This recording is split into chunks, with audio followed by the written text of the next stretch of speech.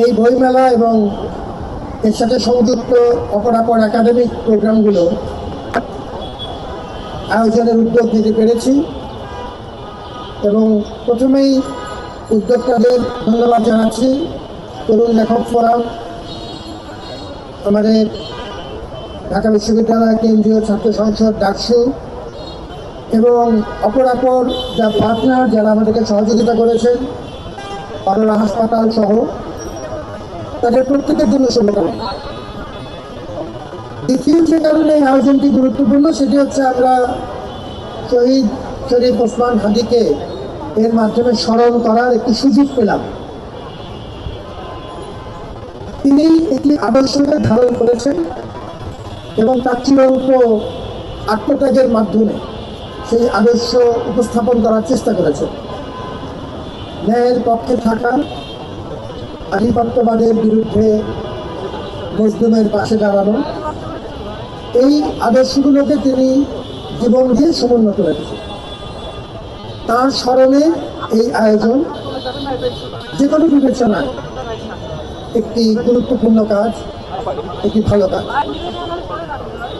আজকে যে প্রতিষ্ঠানগুলো আমাদের সাথে যোগ দিয়েছে, প্রকাশক, লেখক সহ সাংস্কৃতিক কর্মীরা, এবং এই আয়োজন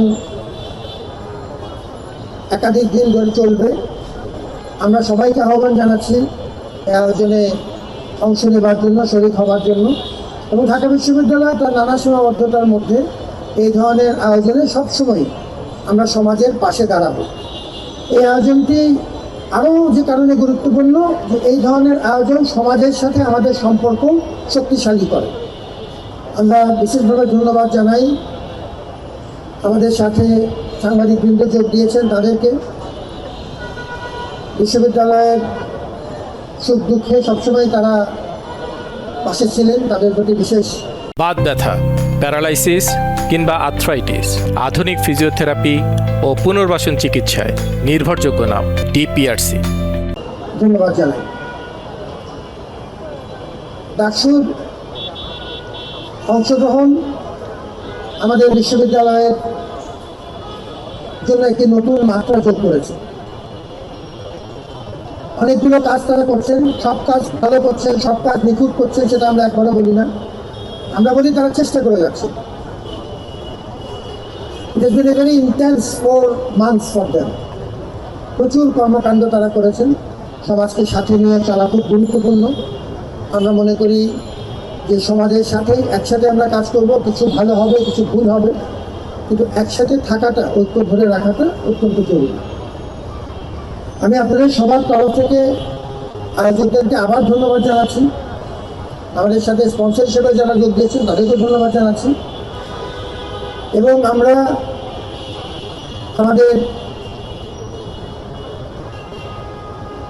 শহীদ শরীফ ওসমান হাদির জন্য দোয়া জারি রাখছি।